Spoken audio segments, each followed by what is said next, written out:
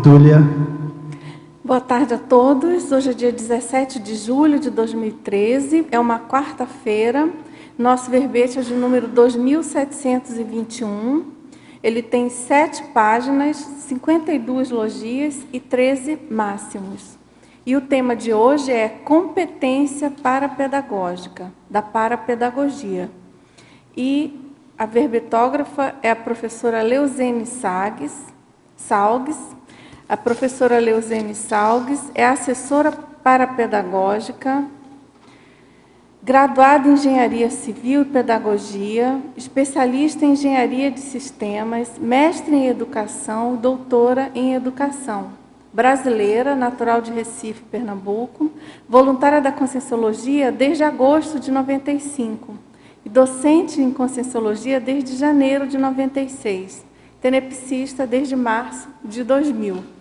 E atualmente ela é voluntária, atualmente já há algum tempo, né, professora Leuzene? Voluntária da Intercamp em Natal. Bom, a definição. A competência parapedagógica é o conjunto de conhecimentos, habilidades e atitudes associado à inteligência evolutiva da consciência, homem ou mulher, utilizado para promover vínculo neocognitivo, cosmoético, oportuno e adequado em outrem, a partir da própria exemplificação teática na transmissão de verpões.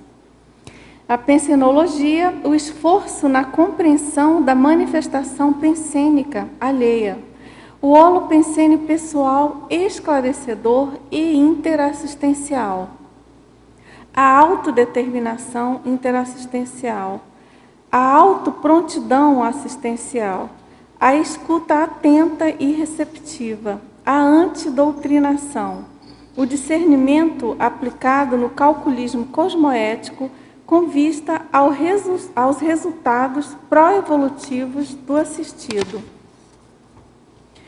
O investimento autopesquisístico na superação de trafores dificultadores da TARES. As potencialidades pessoais aplicadas em prol do melhor para todos. O prazer de esclarecer com paciência. A informação prioritária. As gestações conscienciais policármicas. A acabativa interassistencial bem-sucedida. Na parafatologia, nós destacamos o fluxo energético favorável às conexões paracerebrais do amparador com o docente no processo tarístico, as projeções conscienciais na realização da TARES, as projeções conscientes autoesclarecedoras com os amparadores, o acesso à central extrafísica da verdade, a entrevista com o evoluciólogo em momento evolutivo decisório crítico. Nós destacamos aqui na argumentologia uma taxologia com 100 itens, são 100 categorias de ações a serem conquistadas pela consciência lúcida no aprimoramento da competência parapedagógica. E na remissiologia nós destacamos aula terapêutica, eficácia explicativa, exemplo pedagógico, gabarito assistencial e transmissão gratificante. Na frase enfática, o alto esforço empregado na ampliação das competências parapedagógicas é a ação retributiva da consciência mais lúcida aos efeitos verponológicos vivenciados na interassistencialidade. Questionologia. Você adota providências retributivas no desenvolvimento da própria competência parapedagógica? Quais resultados interassistenciais vem obtendo? E na bibliografia específica, nós temos 3 fontes bibliográficas e na webgrafia, uma fonte. Bom, na mega-análise aqui do João Paulo, 20 itens, docência, eficiência, ensino, teática, gabarito, habilidade, autodesempenho, autoprodutividade, didactopensenidade, interassistencialidade, heterodesassedialidade, expertise, neocognição, para-educação, esclarecimento, autoexemplificação, retribuiciologia, comunicologia, parapedagogia e taristicologia. Bom, temos aqui uma pergunta de um teletertuliano. Ele pede, na definologia, se você poderia comentar e relacionar a sua experiência vivida com o tema do verbete. Ok, na definologia, não é isso? Então, se é o conjunto de conhecimentos, habilidades e atitudes associados à inteligência evolutiva. Então, como eu posso assim falar, né, sobre essa questão da competência, da minha experiência, primeiro, como está colocado aqui, né, no paradoxo de que nós estamos, enquanto parapedagogos, atuando ou não dentro da sala de aula, mas essa dinâmica interassistencial ela ocorre a todo momento, né, a toda oportunidade interassistencial. Isso é um crescendo. Então, é um aprendizado a partir daquilo que você estuda, o conhecimento. Então, você vai se autoesclarecendo, depois você vai compreendendo aquilo que você estuda, mas você tem a atitude de querer fazer, mas só fazendo é que você vai desenvolvendo essa habilidade. E que não vai, assim, terminar, né, não chegar a um patamar, um platô, mas é algo contínuo, porque ele é diretamente relacionado à própria evolução, né, a mudança de patamar da própria consciência. Então, quanto mais a gente estuda, quanto mais tem esse foco na interassistência, tudo que a gente estuda, tudo que a gente vai de superando, de aprendendo, de vivenciando, para poder ser recursos que você vai utilizar da sua exemplificação, da sua experiência, daquilo que você lê, em prol da interassistencialidade, em prol do esclarecimento das outras consciências, sendo mesmo dentro do ambiente da conscienciologia ou no nosso dia a dia. Às vezes a gente tem oportunidades, percebe a interação com os amparadores, instalação de campo, dentro e fora da sala de aula, né? Às vezes é na fila de um supermercado, por exemplo. Então, a todo instante, você pode ter essa oportunidade de, com as suas energias, a sua energosfera, o que você coloca, uma conversa, pode promover um vínculo neocognitivo e, a partir da vivência pessoal, de ter sido vincada ao longo de todo esse tempo da Conscienciologia, desde quando eu conheci em 94, me tornei voluntária em 1995, até hoje, eu tenho sido vincada neocognitivamente, ampliando o meu nível de compreensão das minhas imaturidades, podendo promover reciclagens intraconscienciais, e isso é o que me move, é o grande impulsionador de estar correndo atrás, de buscar meu aprimoramento consciencial para ser cada vez mais competente nessa capacidade, nessa habilidade, na atitude de promover atares. Oi. Por favor, na fatologia, na página 1, na quinta e sexta linha, você coloca assim, a interferência de Minitrafar no resultado de empreitada evolutiva bem intencionada e, na sequência, as perdas de oportunidade interassistencial decorrentes da labilidade parapsíquica. Isso. Essa labilidade, a labilidade parapsíquica pode ser originada desses mini-trafares? Você poderia explicar? Pode sim, a gente pode estabelecer uma correlação. Mas, assim, a gente vai primeiro comentar, Keiko, por partes, tá? Então, quando a gente fala assim da questão de um mini-trafar, então muitas vezes a gente tem assim essa boa vontade, tem o conhecimento, tem habilidade, uma certa habilidade, já faz algum tempo que você pratica atares, tem essa atitude de querer interassistir. No entanto, você tem, por exemplo, às vezes você vai fazer uma colocação e aparece ali uma certa vaidade, né? Um mini-trafar. Então, vem aquela idade, tudo bem, tem uma gratificação íntima de alguma conquista que você alcançou, mas quando você comenta, aquilo não vai puro, no foco, no assistido. Você, muitas vezes, vai o seu ego, a sua satisfação, até um triunfalismo, por exemplo, é algo que é sutil, que aparece ali, mas que atrapalha, entendeu, o nível da interassistencialidade que você pode promover. E essa questão da labilidade parapsíquica, ela, consequentemente, seria, por exemplo, uma desestruturação emocional. O parapsiquismo, você está afinizado com o amparador, você está ali acoplado, está conseguindo fazer o zoom na intraconsciencialidade para saber onde ser mais assertivo, poder assistir, e aí, naquele momento, pode vir o quê? Uma insegurança. Né? Ou então você está fazendo isso e tem uma clarividência e aquilo lhe causa um impacto, então pode oscilar essa conexão com os amparadores, prejudicando o nível de aprofundamento da interassistencialidade que podia ser feita naquele instante. Entendi.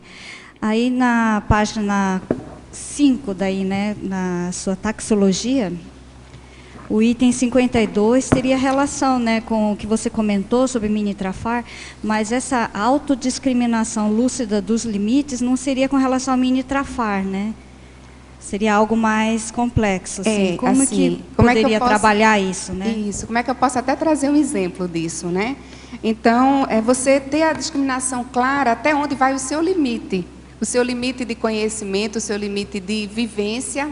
E até também pode ser a discriminação do limite do assistido, né? Até onde, para não promover nenhum estupro evolutivo, para não promover também nenhuma omissão deficitária. E, assim, um exemplo claro disso é que muitas vezes falta experiência, a gente não dá conta de tudo, né? Você não está 100% com essa capacidade interassistencial. Então, às vezes, acontece de você estar num momento, você está lá acoplado, afinizado, tem a postura interassistencial, no entanto, você não tem a experiência suficiente, nem a pessoa mais indicada naquele momento. Então, às vezes, numa conversa, você está ali intencionado, você até contribui para a instalação de um campo interassistencial. No entanto, é uma outra pessoa que está do seu lado que traz a condição mais assertiva, que promove o vínculo. Você contribui, mas não é você que faz porque você não tem experiência, vivência suficiente. Entende?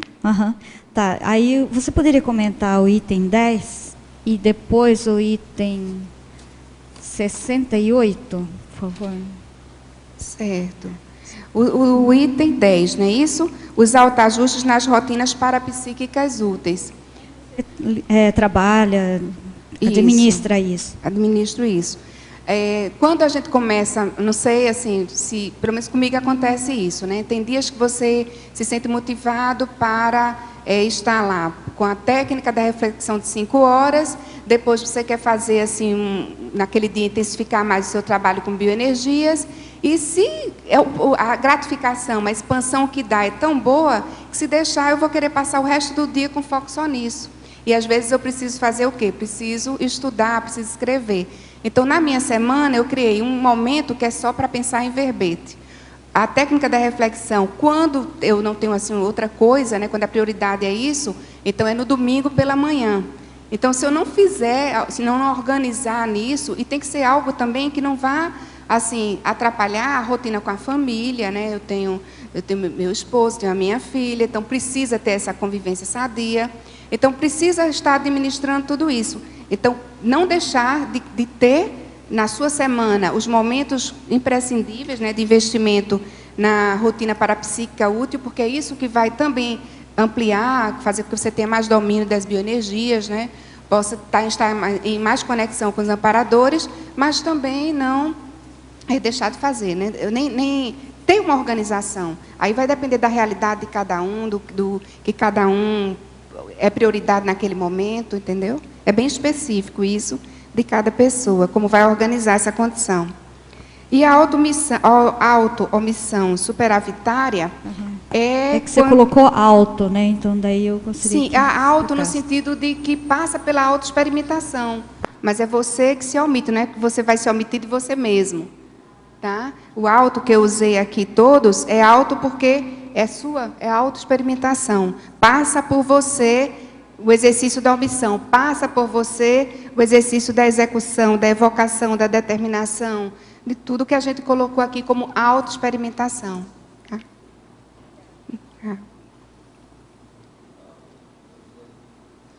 Poderia ampliar para nós o efeito na efeitologia, o último efeito estagnador da armadilha cognitiva priorista do já sei.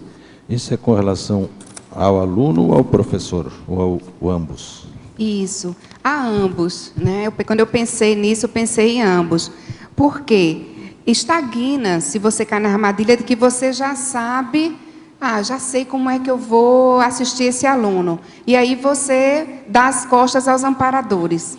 Né? Então, na hora, não dá. Todas as vezes que você vai começar uma aula, que vai começar alguma coisa, é importante essa sintonia, essa conexão.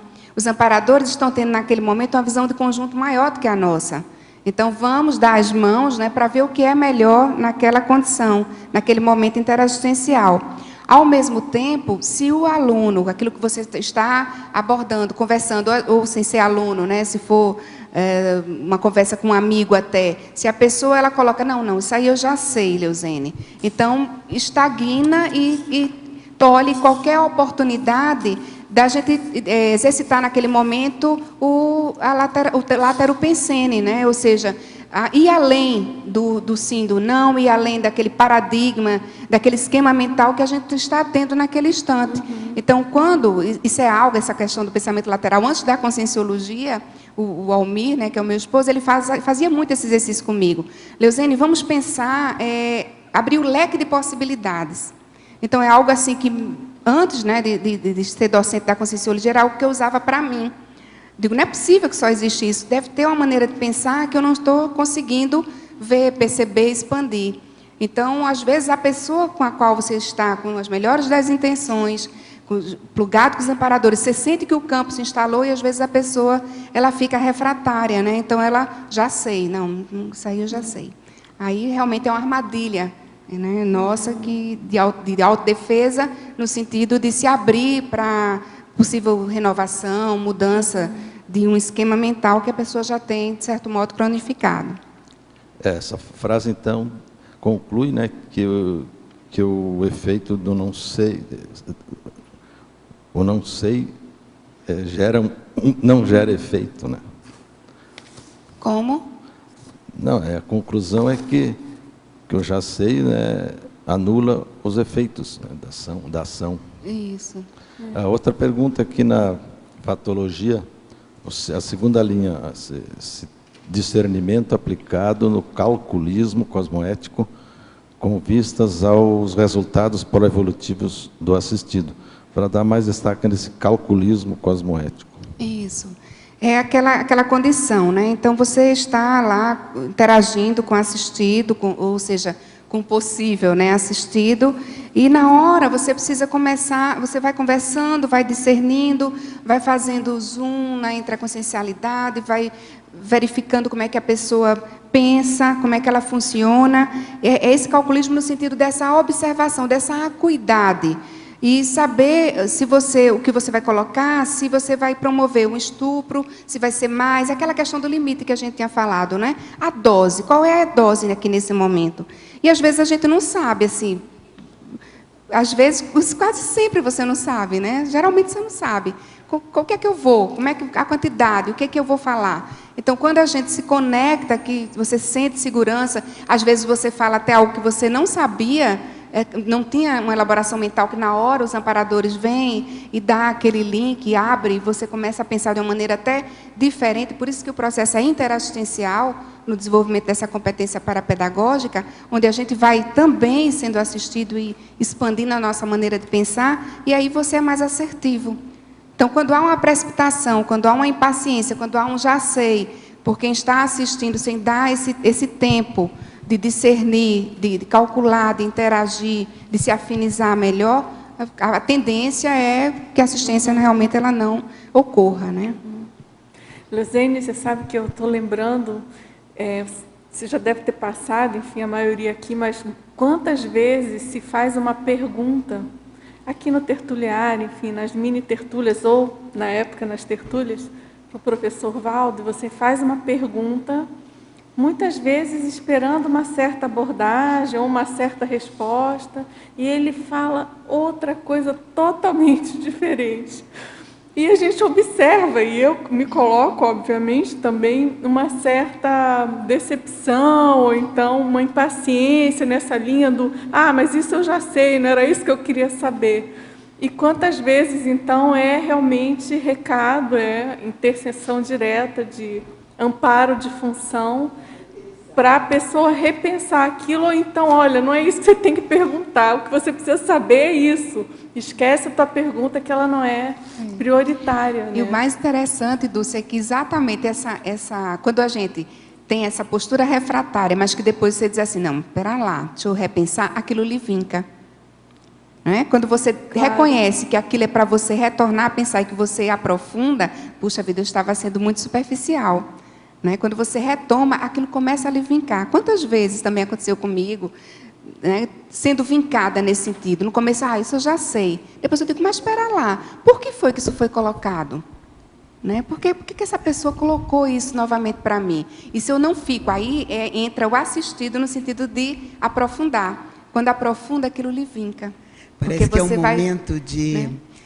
Esse momento de repensar, parece que é um momento assim que houve uma neosinapse. Isso. Houve uma abertura sutil ali e aquilo entra assim, né? Parece que diretamente do amparo, nem foi da pessoa que estava ali nos assistindo ou nós assistindo.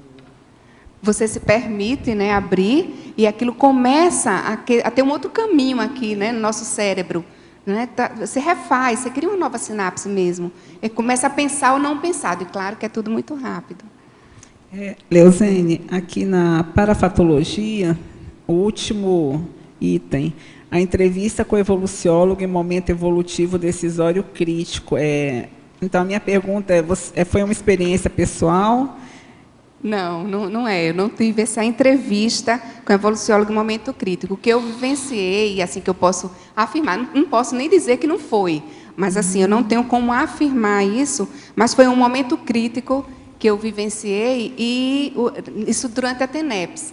Então, estava lá, quando terminou a TENEPS, eu fiquei mais algumas horas lá, então, mais alguns minutos lá, e aí começou a ter, eu fiz um questionamento mental e comecei a evocar a Central Extrafísica da Verdade, e foi criando um campo diferenciado que eu nunca tinha experimentado, uma associação de ideias, um maxifraternismo que eu não tinha sentido antes, e começou a haver toda uma ponderação, uma reflexão diferenciada para que eu fosse o mais assertiva. E hoje, depois, já se passou algum tempo, eu vejo do quanto eu fui vincada e assistida naquele instante, para realmente ter tomado aquela decisão mais assertiva naquele momento. Então, foi algo, uma extrapolação, né? Mas eu não posso afirmar que foi com a entrevista com o evoluciólogo. Tá? Certo. E aqui na maniologia, você colocou a verbomania e a fraseomania. Você pode ampliar mais? Posso.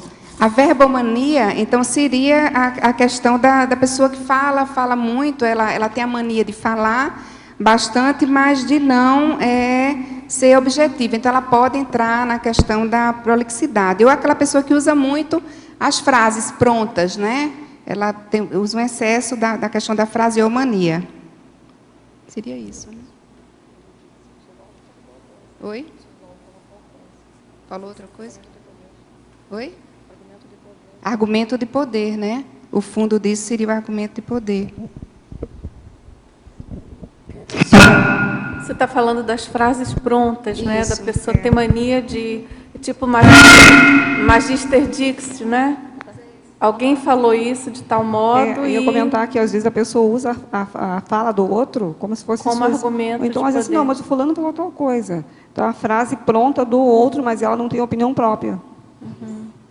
Ela não parou para refletir sobre aquilo, ela usa, né, o outro como argumento de poder. No caso do professor, isso é muito sério, né?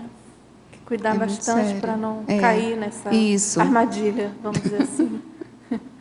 Porque fulano falou, né? Porque ciclano falou. Agora, tem uma pergunta aqui, geral, né? Ele fala assim, eu respondo, depois, se quiser, se complementa, claro, ou quem quiser participar. Ele pede, gostaria que a professora Dulce ou outro conscienciólogo expandisse mais a questão da consciênsula. A consciênsula não sei se você sabe, é um verbete da Conscienciologia, né, da enciclopédia da Conscienciologia. E justamente, conforme a definição do professor Valdo, essa consciência ela é ainda muito imatura, ela é aquela consciência que acabou de sair de uma outra fase, antes da fase hominal, e então ela mantém muitos traços, obviamente, da subhumanidade, tá certo? Então, infelizmente, a gente sabe aqui que no nosso planeta, a grande maioria, ou se não, boa parte da população, enfim, tem muitas pessoas que a gente conhece, provavelmente nessa condição do que se denomina na enciclopédia, na Conscienciologia, a consciência. Então, é aquela pessoa que, por exemplo, apresenta traços realmente de muita imaturidade, aquelas reações subcerebrais, as reações subhumanas, a falta de racionalidade nas ações cotidianas e justamente por estar num período realmente de adaptação, de novidade aí do uso do cérebro racional, e então ele estaria, por exemplo, encaixado mais naquela condição do Homo simplex, e não do Homo sapiens sapiens, que é vamos dizer assim, uma condição mais madura da nossa existência, tá certo? Então é isso, eu acho que a importância desse tema é, primeiro, a gente não cuidar para não se manifestar mais nessa condição de consciência, porque é claro que isso está íncito em cada um de nós, essa imaturidade, a questão do funcionamento pelo subcérebro, Então, eu acho que isso é muito sério para a gente cuidar.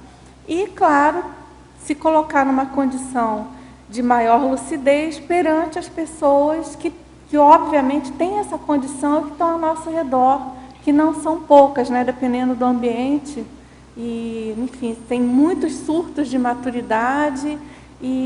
Mas, enfim, eu acho que aqui no caso é uma questão de percentual, aquela consciência que realmente se manifesta quase que preponderantemente com o subcérebro abdominal, de subhumanidade. Isso, exatamente. Isso. Evolução humana, sim, de hominídeo, Condição de hominídeo. Isso.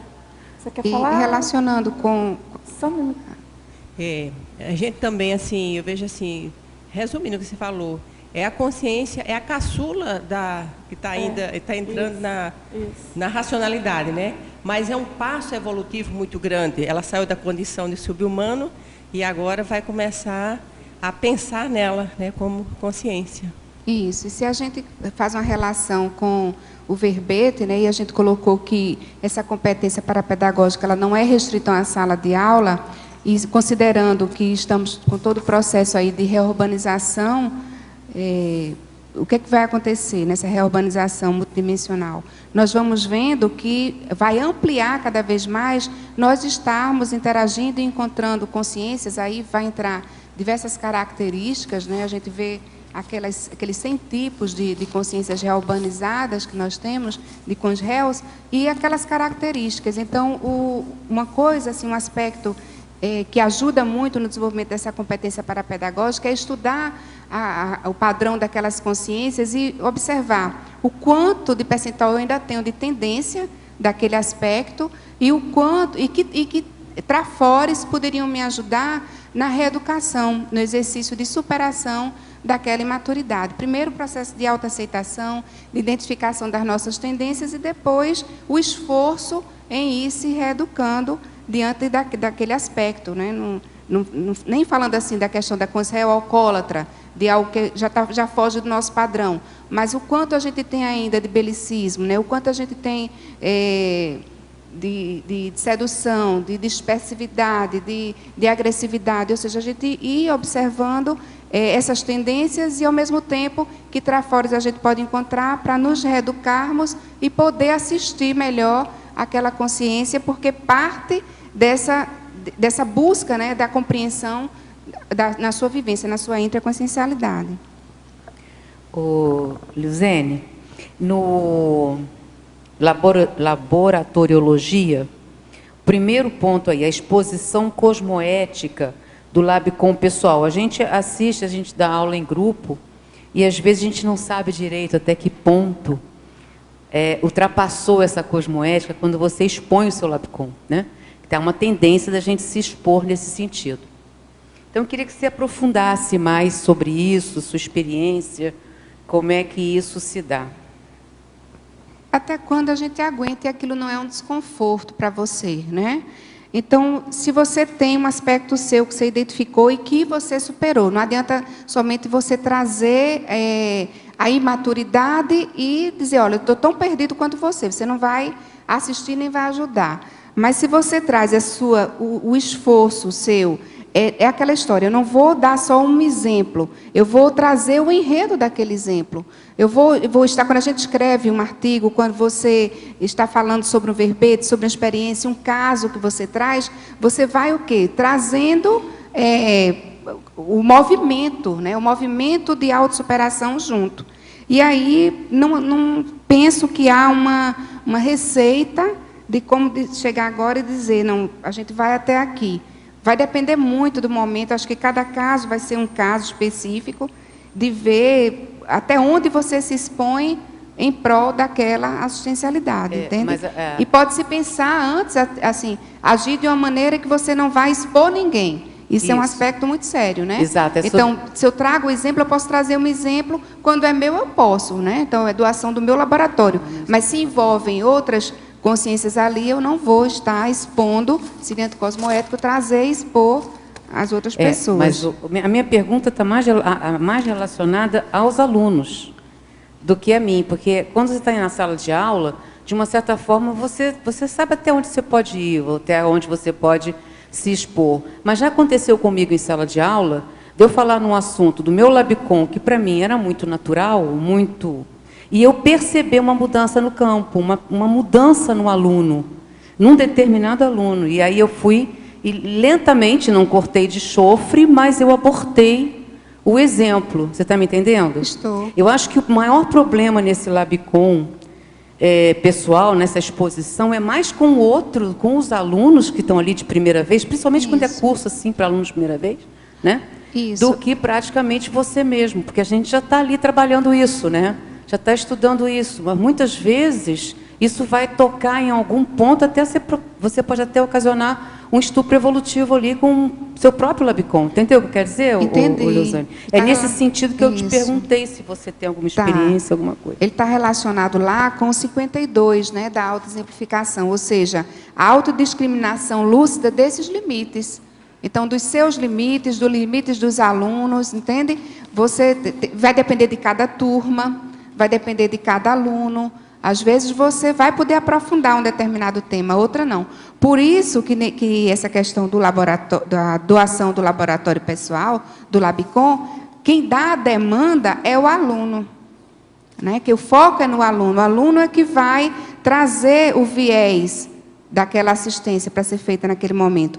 E não você contar algo assim, trazer o caso por trazer o caso, trazer um exemplo por trazer o exemplo, entendeu?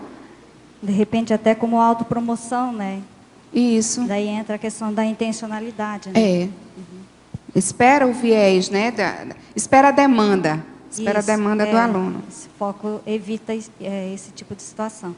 Leuzene, aproveitando, estava aqui achando interessante a frase enfática na página 7, que você traz o foco na retribuiciologia, né? Isso. Você poderia comentar se esse foco aumenta ou amplia a competência pedagógica também, né?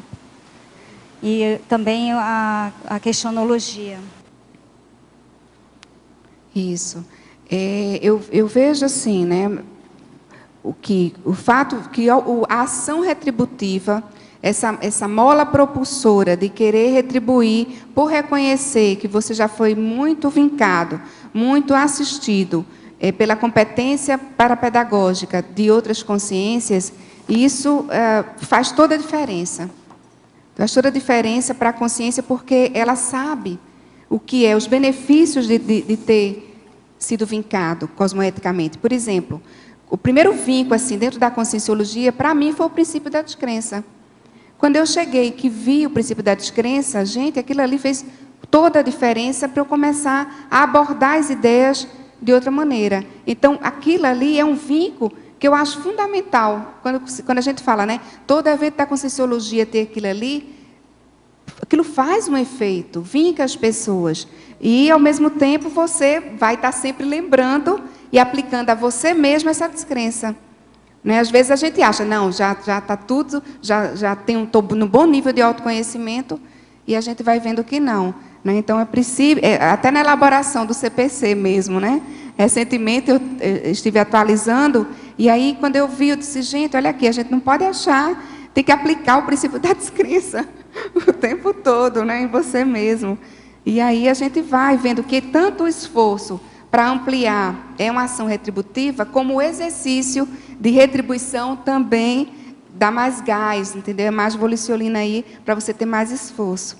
E, ao mesmo tempo, você também amplia, né, as condições da sua competência. Porque vai conhecimento, vai habilidade e vai atitude. Rosane, aqui no B. Na taxologia, página 5, a de número 73, você colocou auto-perdão das imaturidades alheias. Eu sou retardatária, não sei se já foi comentado, mas eu queria que você explicasse por que auto-perdão, você se perdoar pela imaturidade do outro. Eu usei o auto aí no sentido de ser auto porque parte de você, é uma experiência, né, está aqui, auto-experimentologia, né, auto-perdão, aqui auto no sentido, sai de mim, né, um exercício meu de perdão das imaturidades alheias. Entende? Mas também cabe aqui o auto-perdão das imaturidades, aqui no caso, pessoais também, né? Faltou, poderia ser também. Por quê? Às vezes a gente fica com o foco no erro, no equívoco, né? na falha, na imaturidade do outro, e muitas vezes isso é antifraterno, isso é anticosmoético. Né? Eu vou estar com foco nisso, vai cristalizar a minha compreensão do outro, a compreensão de mim mesmo. E é um ranço religioso, né? Essa coisa da culpa, da carga de culpa, da carga de erro, de equívoco, ficar com foco nisso. Então, é o exercício auto, né? Então, o exercício nosso, pessoal, autoexperimentação, de perdoar as imaturidades alheias, como as nossas também, né?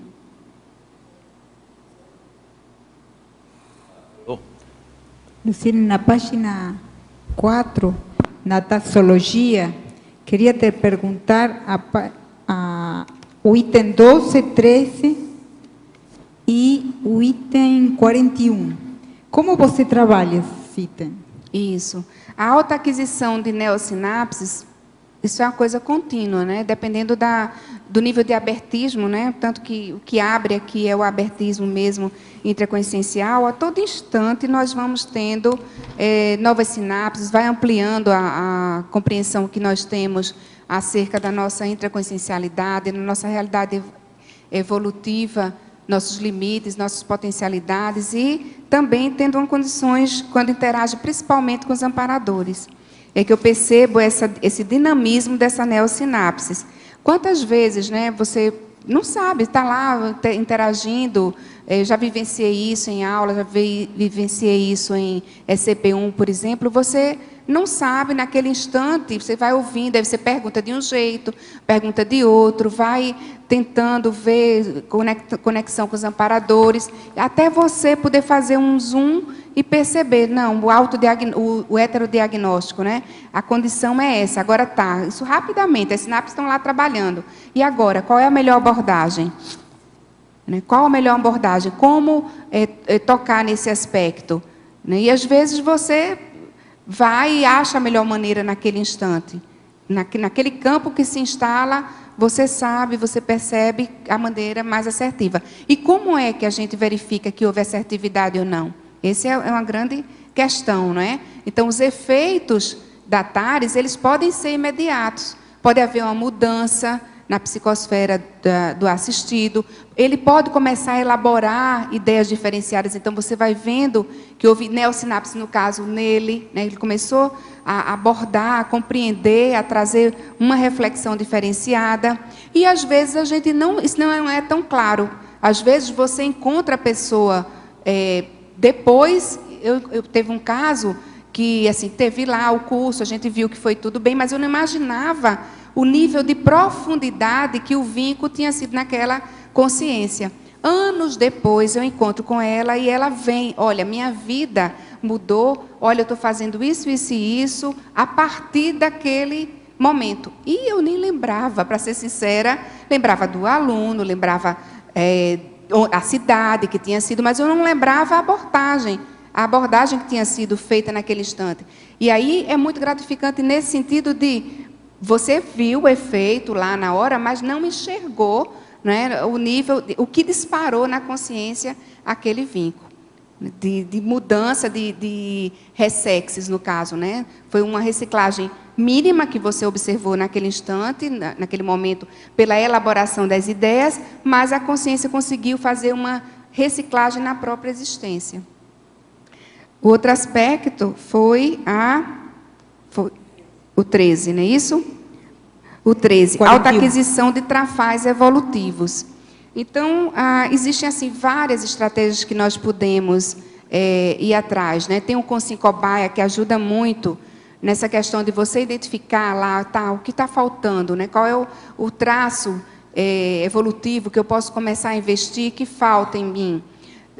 Pode ser o conscienciograma, a própria dinâmica, o próprio laboratório das experiências parapedagógicas podem elucidar que trafal é esse. Né?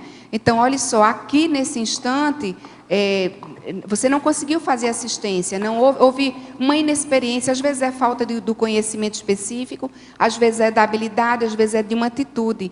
Pode ser um atributo seu que falta você investir e desenvolver. Então, a própria dinâmica do laboratório da experiência pedagógica ajuda muito, né? A sala de aula, a docência, ajuda muito nesse sentido de nós identificarmos que trafais são esses que a gente precisa começar a investir.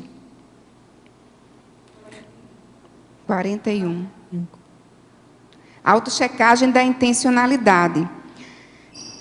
Essa autochecagem, quando você está lá naquele momento do discernimento que nós falamos, né? Do autodiscernimento que você vai procurando ter, dos limites, da verificação dos limites seus, dos limites da consciência, a conexão com os amparadores, você vai checando a sua intencionalidade no sentido de o foco realmente está no assistido, ou no possível assistido, o foco está lá, ou ainda tem algum resquício de vaidade, ainda tem algum mini trafar. Checar isso, checar qual é, de fato, a minha intenção nesse momento. Quando há essa autochecagem, então, você começa a ter isenção e começa a ter maior conexão com os amparadores, tanto com o amparo de função, como com o amparo do assistido, para poder contribuir com o melhor que você pode dentro dos seus limites. Muito obrigada. Aproveitando aqui o item 17, autoenfrentamento de nós górdios, eu proponho aqui um desafio para os presentes aqui que estão pela primeira vez, para se animarem a fazerem as perguntas, para a gente, os mais antigos, não monopolizar as questões. E a pessoa, então, que talvez não se apresentou ainda, faça uma pergunta. Pode ser por rodízio, se alguém não quiser, passa adiante, tendo em vista até, eu acho que a dificuldade de perguntas online, né? Hoje teve algum probleminha com os então, e-mails, quem sabe a gente um pouco atrasado. começa aí a incentivar as pessoas a perguntarem. Gente, fica aí o convite. Quem está aqui, principalmente pela primeira vez, ou é visitante, aproveitem, porque é uma oportunidade de vocês fazerem autoassistência, heteroassistência. Muitas vezes a pergunta que você faz vai ajudar não só a você, mas a várias pessoas que estão assistindo, entendeu? Então, não se acanhem. Vão pegando o microfone, falando. Você quer perguntar? Quer perguntar? Então, gente, fiquem bem à vontade, tá certo? Não tenham medo do microfone, tá? Porque não dá choque. Nem engole. Vamos lá, Gorete. Voltando aí na taxologia, na página 5, ainda o item 73, que a Rosane falou. 73. O último. Isso. Que você falou assim, que devemos também nos perdoar. Isso. Será que vai de encontro àquele binômio auto-imperdoamento e heteroperdoamento? Será que não seria uma autocorreção daquela imaturidade, em vez de auto-perdão? Né? Isso. Auto-imperdoador, no sentido de quando você já tem consciência, né, para não entrar no processo da autocorrupção. Então, você não se perdoa, porque você já está consciente daquilo ali. Então, aqui no sentido de você ficar se culpando Isso, e não resolver nada. Porque então, a pessoa vai congelar, ela vai ficar... ranço religioso, ela fica no processo de autoculpa, entendeu? E dramatiza demais, carrega nas tintas. Errou. Foi maturidade? Foi, então, e agora? Assumir o erro e não repetir. Erro, nesse sentido, né? Eu não coloquei aqui a questão do auto-perdão. Não, mas você... Mas falei falou, porque nesse sentido de você não é que você vá... Você tem que ser auto-perdoador para não entrar no processo de corrupção. Né? Você já sabe do erro. Né? Você não vai ter esse esforço de não ser, de ir pela auto-incorruptibilidade, entende? Não vai cair mais aí. O CPC vai ajudar nesse sentido. Agora, no sentido de ficar lá, errou, e ficar chorando em cima do que errou, a pessoa não vai conseguir ajudar ninguém, ela não consegue ajudar ela mesma, entende? Então, ela precisa... Fica na autovitimização. Na autovitimização. E não caminha. Leuzene, ainda em relação ao item 28, a autocapacidade diagnosticadora, você consegue diagnosticar a necessidade específica de cada aluno seu? Na interação, assim, não vou dizer que consigo fazer essa autocapacidade diagnosticadora. Agora, é um esforço nosso, né, dentro de sala de aula, junto, sozinho não, mas assim, com amparo de função, né, eu percebo que a docência, ela permite a gente pensar de maneira muito mais madura do que você costuma pensar continuamente, né? Cotidianamente. Ou seja, você, quando pluga com o amparo de função, com os amparadores, que estão tendo uma visão de conjunto maior, você começa a ter ativação sináptica e de esquemas que você não tem no seu normal, no seu cotidiano, entende? Então, começa a pensar diferente. Então, você exercitou aquilo uma vez, interagiu com o amparador uma vez, 2 vezes, 3 vezes, aquilo daqui a pouco... Você adquiriu aquela sinapse, entende? Existe lá o acoplamento paracérebro com paracérebro.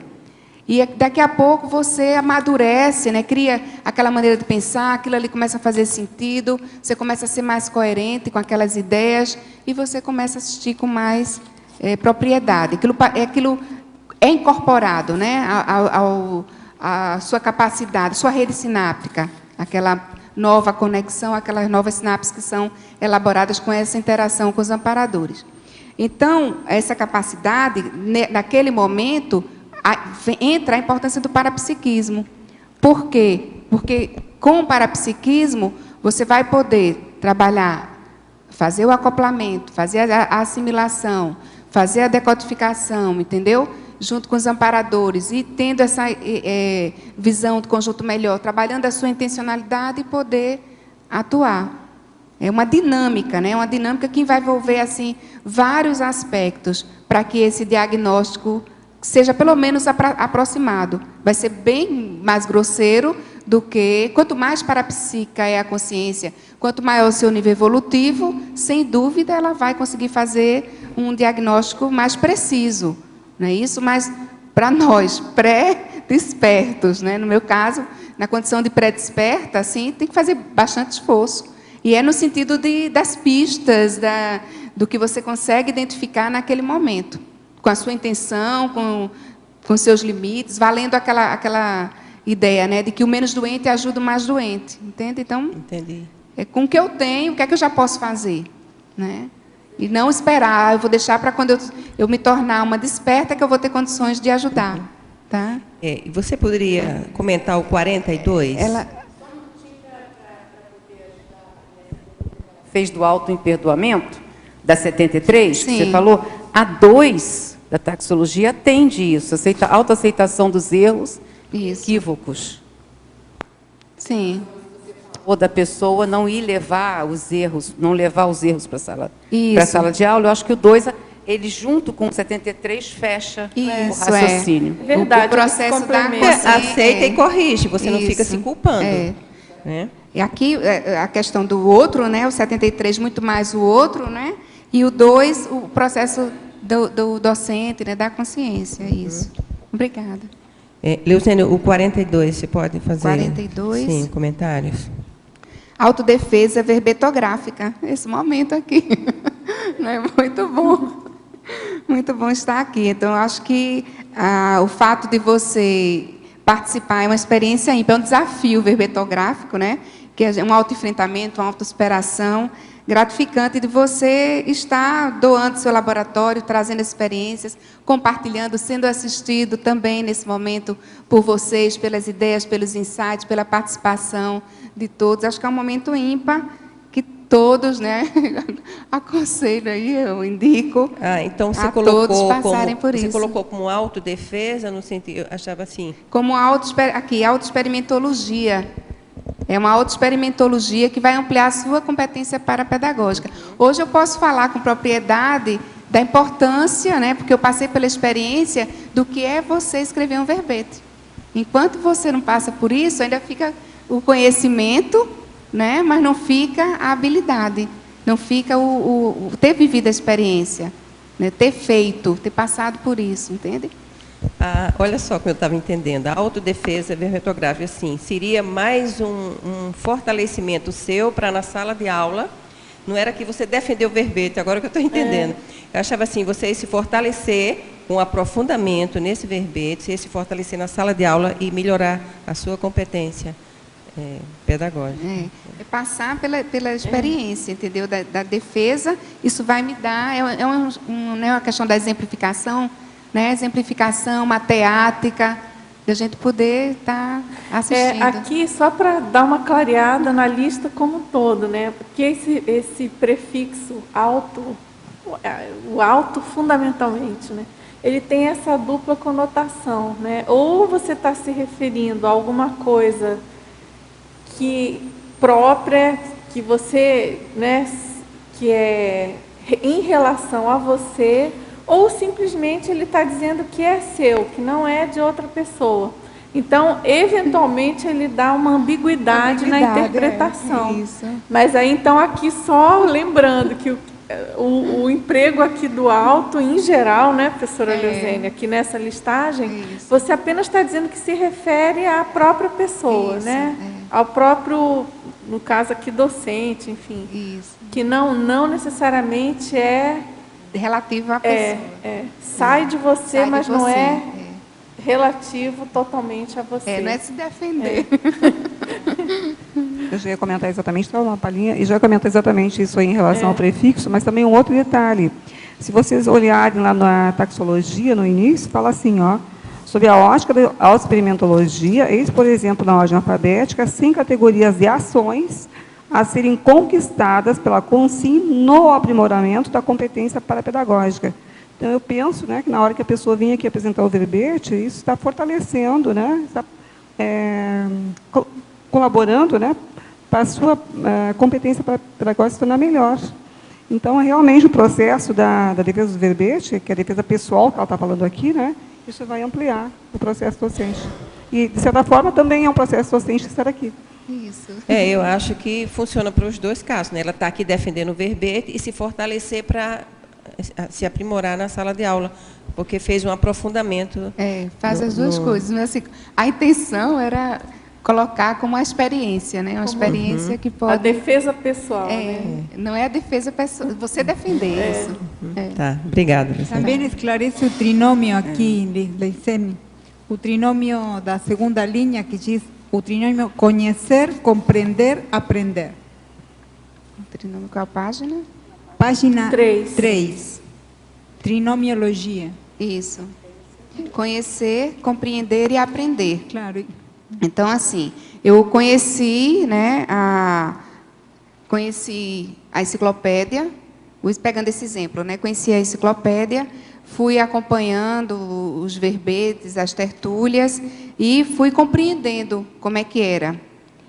Mas eu só aprendi depois que eu fiz. Né? Quer dizer, estou aprendendo ainda, na verdade, né? Mas assim, o primeiro aprendizado foi passar pela experiência. Então, você conhece, você compreende, mas a gente precisa vivenciar, né? E aí, tanto que está lá na própria definição, conhecimento, né, isso, habilidade e atitude. Então, são os três aspectos que vão nos levar ao desenvolvimento dessa competência parapedagógica. Leozene, aqui na taxologia 97, autotecnicidade comunicativa. Como que você trabalhou essa autotecnicidade? Eu ainda trabalho, né? Isso aí é um desafio. Como você tem trabalhado, né? Assim, um aspecto que ajuda muito nessa autotecnicidade é o roteiro, o plano de aula que você tem, a maneira que você... Todos os recursos técnicos que você vai poder utilizar no seu processo comunicativo, né? E, assim, eu faço muito esforço, porque, às vezes, a maneira de falar, eu carrego um pouco no sotaque, né? Carrego um pouco no sotaque. Às vezes, a pessoa pede para repetir. Então, tudo isso exige esforço. Eu tenho que procurar estar atuando com mais técnica, né? Então, ainda não é algo assim que eu tenho domínio, mas eu busco aprimorar, fazer uma boa apresentação, tanto do aspecto somático, como também a colocação, as ideias, falar com mais tranquilidade. Antes eu falava assim rápido demais, eu ainda acho que falo, mas eu falava exageradamente rápido, eu tive que ir trabalhando isso. Quando você faz, se for uma aula, a elaboração de um PowerPoint, uma apresentação mais limpa, são técnicas que a gente vai aprendendo fazendo, né? Vendo outras pessoas mais experientes fazendo. E também existem cursos para isso. Existe a reaprendência, que dá um suporte muito bom nessa maneira em geral de você ser cada vez mais técnico, né? Dentro da sala de aula, melhorar a sua praxis parapedagógica. Então, existem recursos assim variados e diversos que a gente pode, identificando onde você precisa mais, né? Você ir atrás. Ok, obrigada. Nada.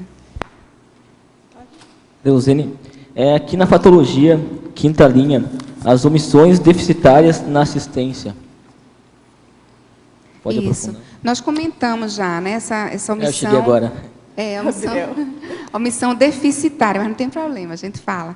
Omissão deficitária é quando ficou faltando alguma coisa, entende? Então, você não esclareceu, você tinha condições e você não esclareceu, faltou alguma coisa, pode ter sido por N situações, mas ficou deficiente a sua assistência. Não houve assistência porque você tinha condições, mas você foi omisso. Então, às vezes, por exemplo, né, eu vi que você é bem jovem, você está lá com seu amigo lá.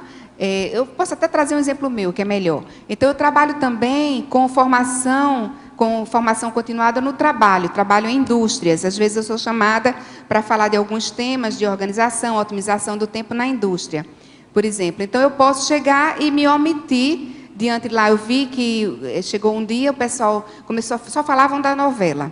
Então, era um dia, ontem foi bem apropriado o verbete, né? O pessoal todo comentando sobre a novela e tal. E aí, professora, viu a novela? Então, eu podia me omitir para não ter uma antipatia com o grupo, de me omitir, não falar de que eu não vejo novela. Mas aí o que foi que eu fiz? Que bom, vocês viram novela, então já conversaram o suficiente, mas eu quero dizer para vocês que eu estou aqui um patinho fora da lagoa. Por quê, professora? Porque eu não vejo novela. Quer dizer, o modo, né, como você aborda isso, você não deixa de falar, não se omite e nem também cria nenhum antagonismo, porque eu ia falar de otimização do tempo. Imagina, meu foco era esse. E eu olha a incoerência, né, de estar supervalorizando ou dizendo para eles que a novela era importante. Então, pude abordar, sem quebrar a questão da empatia, mas esclarecer, não me omitir, de que eu não via novela. Por que, professora, você não vê novela? Aí fui explicar, porque tem outras coisas nesse momento, não dá, meu dia tem 24 horas, eu preciso otimizar melhor meu tempo. É sobre isso que a gente vai estar conversando aqui. Então, aproveitei, já fiz uma bela de uma introdução sobre como usar melhor o tempo da pessoa priorizando, sem me omitir. Legal. Tá bom, obrigado. Nada. Leozene, na Crescendologia, página 3, no segundo item, você fala do crescendo da autodisponibilidade tarística e identidade materpensênica interassistencial. É isso. Então, você pode discutir um pouco mais sobre isso, trazer exemplo, que acho bem importante. Posso, olha só. Você tem essa disponibilidade, né, tarística, você quer esclarecer e fica assim, disposta às oportunidades e atenta às oportunidades de assistência. Né? Isso no seu dia a dia, independente de você estar na sala de aula ou não. E aí, o que é que você pode, a partir dessa disponibilidade, ir identificando? E vendo qual é o seu mater pensene, ou seja, quais são os temas que, quando são tocados, que você acaba esclarecendo, ou que surgem nas conversas, no seu dia a dia, ou que, quando você aborda essa questão, causa um efeito maior nas pessoas, entende? Isso aqui eu posso falar bem de um exemplo. Eu trabalho muito com mediação de conflitos ou uma formação continuada na escola. Né? Então, eu sou assessora de algumas escolas e eu vou até lá e a gente começa a conversar, a trabalhar. E nessa vivência, o que acontece? Todas as vezes que se fala um pouco, que a gente começa a conversar e aborda a questão do estudo, de continuar estudando, isso faz uma diferença nas pessoas, sabe? Então, eu comecei a observar que quando eu falo de estudar, de abrir os horizontes, da pessoa ver o que se ela gosta da área da educação, se ela quer continuar, o que é que ela pode fazer. Aí entra o outro estudo que eu tenho, que é do burnout, de evitar de você adoecer, de buscar uma realização, uma satisfação íntima. Sempre que vem essa questão de um estudo, de uma especialização, de uma pós-graduação, isso vinca as pessoas. E eu nem sabia disso. O último exemplo agora foi, há pouco tempo, eu estava num evento, aí lá veio uma professora correndo, me deu um maior abraço, e assim, eu faço trabalho com bioenergias, lá, né, a mobilização básica, quando eu crio os grupos de diálogo, tudo organizado, assim, bem calçado. E aí ela chegou para mim, me deu um abraço e disse, muito obrigada. Eu disse, mas por que você está? O que foi que aconteceu? Está tão feliz? E ela disse, olha, lembra daquele dia lá que a gente fez o trabalho com as energias, que você... E olha, gente, não é que eu falo nada, eu chego assim e digo assim, coloca no papel agora o que é que você pode fazer daqui para frente. Então, penso que essa energosfera é interassistencial nesse sentido. Então, a pessoa ela começa a colocar no papel. Quando ela colocou no papel, eu não sabia o que ela tinha colocado no papel. E aí ela estava me contando exatamente o que ela colocou no papel, que ela ia participar da seleção do mestrado. E que tinha feito aquele trabalho com energias. Quando ela chegou no estacionamento, ela tinha decidido aquilo para ela. Então, eu digo, gente, isso aí não foi a primeira vez, isso aqui foi o mais recente que eu estou falando para vocês. Então, tem uma linha assistencial nesse sentido, de ajudar as pessoas a ter uma visão maior do que elas vão fazer da vida dela profissional, entendeu? E aí está tudo certo, ela passou bem, foi uma seleção assim árdua. Então, na prática, eu já vi isso acontecer várias vezes, entendeu? Acho que isso até ajuda a identificar trafores, né, do próprio parapedagogo, ali, identificar os seus trafores e também o seu grupo, né? Onde pode assistir mais e a especialidade, onde que eu estou mais direcionado para PROEX, o que a gente tem mais para fazer, que é um grande gargalo que a gente vê, né? Eu estou mapeando essa condição. Muito bom. É um desafio momentâneo mesmo. Se depois você puder comentar também a frase enfática, eu também gostei bastante. Tá. A frase enfática, né? O autoesforço empregado na ampliação das competências parapedagógicas é a ação retributiva da consciência mais lúcida aos efeitos verponológicos vivenciados na interassistencialidade. Então, assim, é a síntese dessa vivência, né, da experiência de estar tendo esses esforços em desenvolver a minha competência parapedagógica. É fruto do quanto eu já fui assistida, dos efeitos que eu já recebi dos vínculos que foram promovidos em mim, que são constantemente promovidos e que me fazem pensar e amadurecer muito. Por exemplo, cada vez que eu venho fazer essa imersão aqui na Cognópolis, saio daqui com muitos novos vínculos, né, neocognições, neosinapses, e que ajudam nesse processo de amadurecimento.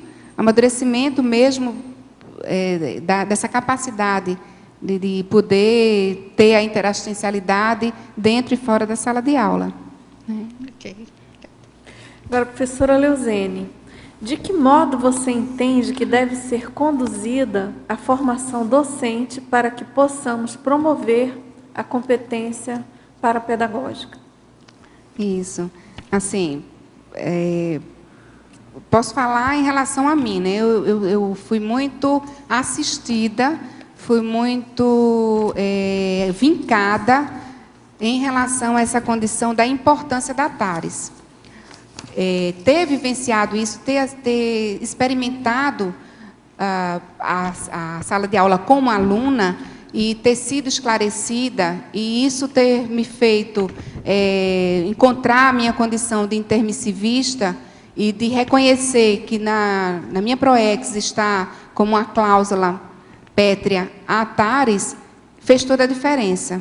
Então, ter sido aluna, reconhecer a importância disso, e tendo as condições para ter uma formação nesse sentido, e aí a reaprendência dá um suporte em relação a isso, cada IC tem a sua característica, e ter como se fosse uma mentoria, um mentorado, ou seja, o experiente doando e acompanhando aquela outra, né, aquele candidato à docência. Isso vai fazendo toda a diferença. Então, ele vai exercitando aquele que quer ser professor de conscienciologia, no dia que ele sentir que isso faz parte da PROEX dele, ele começar a participar de qualquer aula, de qualquer palestra, se ele estivesse naquela condição. Acho que é um bom exercício. Antes mesmo de ter oficialmente feito uma entrevista, eu fazia esse esforço. Eu tinha o desejo, dizia assim, quando é que eu vou ter maturidade para estar dando aula ali na frente? E eu fazia o esforço na hora de quando saía. Na realidade, era algo que eu fazia comigo mesma, eu nem imaginava. Eu lembro que quando a entrevista foi feita, eu dizia, não, acho que daqui a uns 2, 3 anos eu não tenho condições. E foi, gente, assim, em 15 dias, né? Eu ainda fui daquela turma que era rapidinho, chapa quente, né? Então, na época, a professora Marla à frente, ela foi à Fortaleza, ela disse, daqui a 15 dias eu volto. Então, foi algo assim, já comecei a dar aula, aquela coisa toda, né?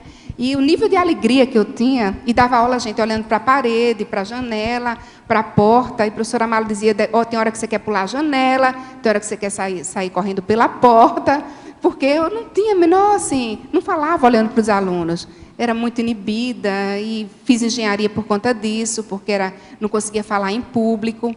E entrei muda, saí calada no curso de engenharia, e depois foi toda uma mudança. Fui para a área da educação, teve o autoenfrentamento, a retomada da minha PROEX, é um desafio ter ido para a área de humanas. Então, tudo isso foram recursos que eu fui utilizando, porque eu sabia que aquilo fazia parte da minha programação existencial. Então, esse exercício que a gente faz de dizer, se eu estivesse ali agora, como é que eu responderia essa pergunta? Então, com isso, com essa sua disponibilidade, você já começa a interagir com os amparadores. E, às vezes, você sabe, né? Na sala de aula, às vezes, você interage mais do que o próprio professor. Por quê? Porque quem tem experiência, eu já passei por várias situações dessa. Então, está uma situação lá, quem vem assistir na hora, quem pluga com a equipe extrafísica, é um aluno, no lugar de ser o próprio docente. E, assim, o professor compreender isso, não se melindrar, porque aí ele vai para o ralo, né, o processo da assistência dele, mas compreender que é uma dinâmica multidimensional e ele é mais uma peça importante naquele maximecanismo que é montado em prol da assistência a consciência e consciexes.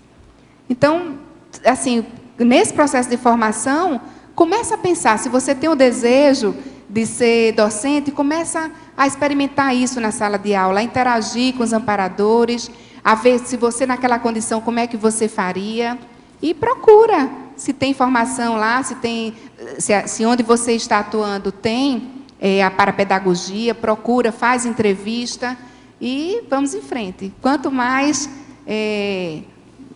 profissionais da Pares, né, melhor para a gente poder assistir cada vez mais esse nosso planeta. Pode ser? Professora, parabéns pelo verbete. Obrigada. Em fatologia, na página 13ª ali, gostaria que tu falasse para nós um pouquinho sobre a imperturbabilidade emocional nos atos assistenciais, mas assim dentro da tua própria experiência. Isso, é o meu grande desafio, né? Nossa, então, né? Exatamente, é a imperturbabilidade emocional. Então, eu ainda tenho grande labilidade nesse, não aquela de chorar, não, mas assim, eu percebo que eu ainda tenho uma ansiedade, que isso assim acaba mexendo com as energias até que eu me tranquilize, né? Então, são traços imaturos que eu ainda tenho que me trabalhar. E hoje de manhã eu vivi, a gente estava na escola de parapsiquismo e fazendo, o professor Leonardo conduzindo, fazia o estado vibracional, exteriorizava, se observava. Daqui a pouco fizemos umas 10 vezes ou mais, gente. Então, no final, quando eu atingi aquela soltura, aquela descoincidência, aquele equilíbrio, eu disse, puxa vida, eu queria viver sempre assim. Né? Exatamente isso, eu digo, eu queria viver sempre assim. Então, era de uma imperturbabilidade, de uma clareza, de um assentamento. Eu disse, puxa vida, né? Quer dizer, a gente precisa investir cada vez mais no trabalho com as energias, investir cada vez mais na superação das nossas imaturidades, ter o nosso código pessoal de cosmoética para ir chegar a essa condição. Um dia a gente vai chegar lá, mas a gente não começa a levar isso a sério, né? Então, fica cada vez mais distante. Então, é preciso assim, ter isso como objetivo, sabe? E hoje, para mim, assim, eu tive uma aula prática de como eu tenho condições, né, se me organizar, se investir cada vez mais em chegar mais próximo dessa imperturbabilidade. Como a gente, quando está bem, quando está mais tranquilo, como você tem condições de assistir mais e mais. Né? Obrigada, tranquilo. Você quer perguntar? Oi, Rita. Está ligado o seu microfone? Passa para cima, botãozinho. Trabalha a questão da síndrome de burnout. Sim. Eu pesquiso isso também, sou professora, e eu gostaria de saber como trabalhar isso nas nossas escolas, com os professores, onde o clima do adoecimento hoje é em torno de 90% dos nossos professores. As descompensações, os mal-estares que os professores sentem, às vezes a falta de comprometimento desses professores. Eu vi essa listagem aqui, é maravilhoso isso aqui, quando as pessoas conseguem fazer essa autorreflexão. Mas de que forma encaminhar isso para que as pessoas realmente comecem essa autorreflexão? Isso me parece que perpassa também pelo caminho da autoformação e da formação docente dentro das universidades, dentro das escolas técnicas da formação. Rita, assim, né? Hoje eu não estou mais dando aula em universidade, hoje eu vivo assim mais voltada para a escola mesmo.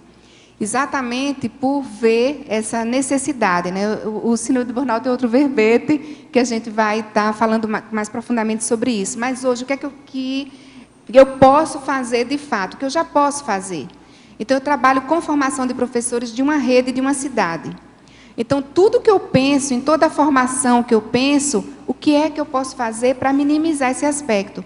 E não vejo outro a não ser, em cada momento, investir, criar condições para que esse educador, ele amplie seu autoconhecimento.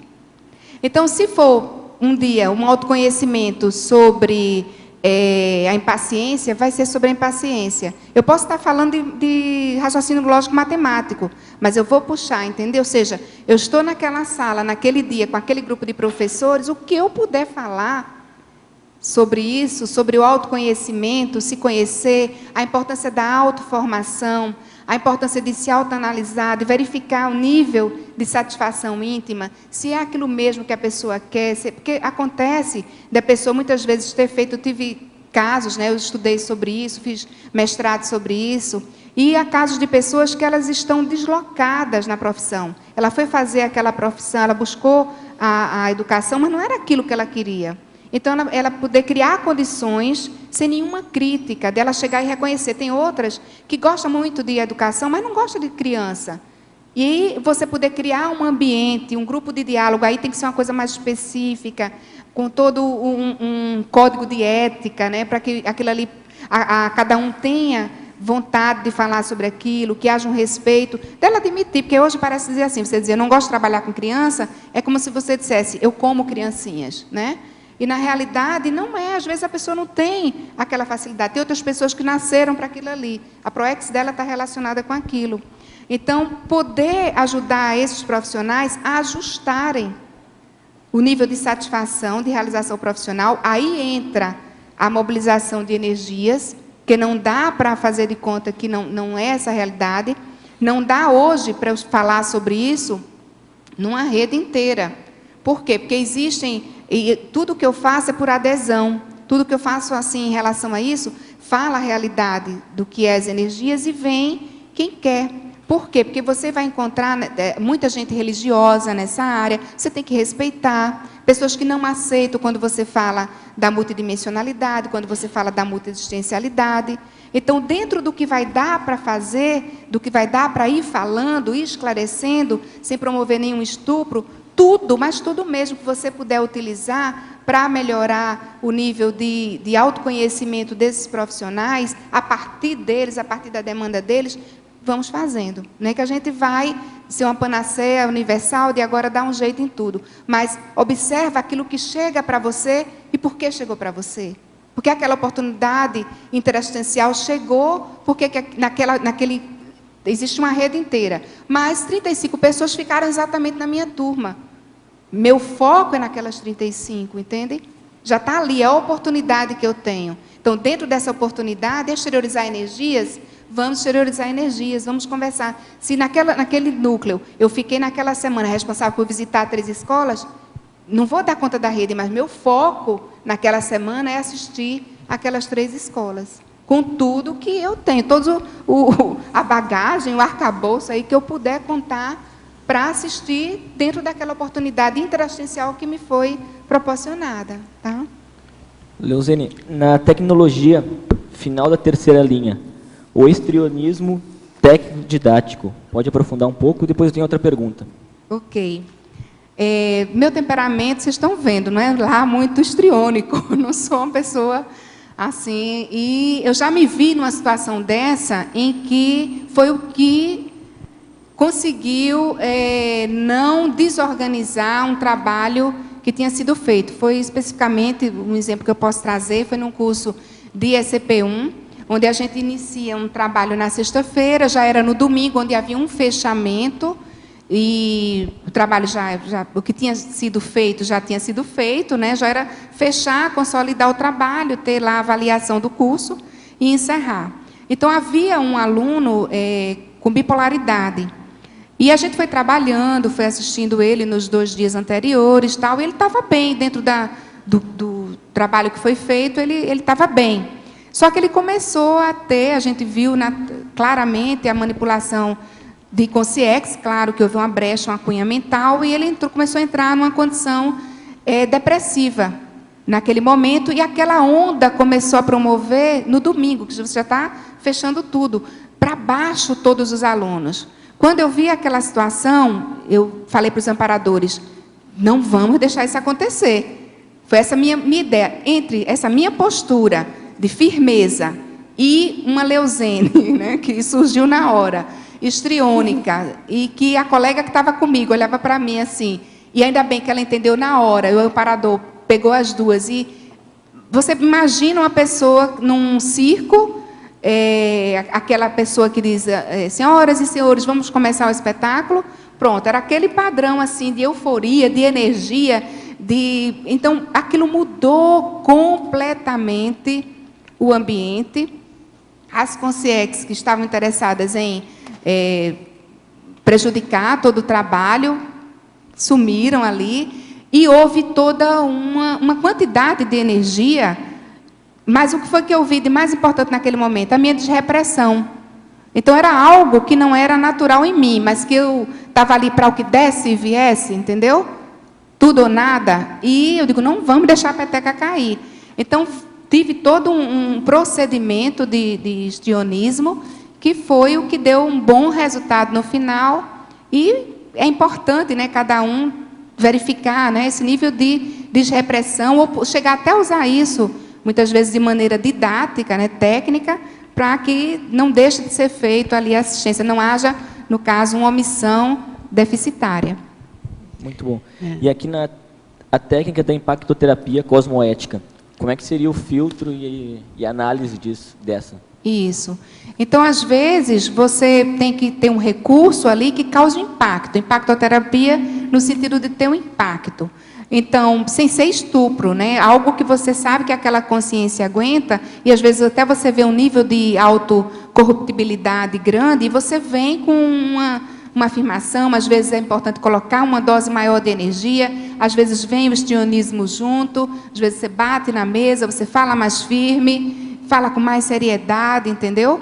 E aquilo ali causa um impacto na consciência. Eu já passei tanto por essa condição, já fui impactada, como também já consegui impactar. É aquela questão de jogar um pouco mais de energia, promover um impacto, quando você identifica que há um processo mais sério de corrupção, que há uma condição ali que a consciência já vai aguentar bem aquele impacto maior, para que ela possa, então, promover uma reorganização na sua maneira de pensar, de ver sobre si mesmo, naquele contexto.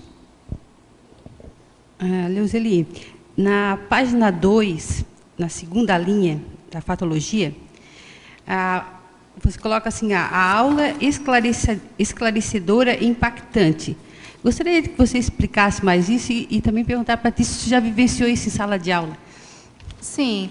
Então, às vezes, a aula pode ser uma aula esclarecedora e impactante para o aluno que está tendo contato pela primeira vez com a conscienciologia.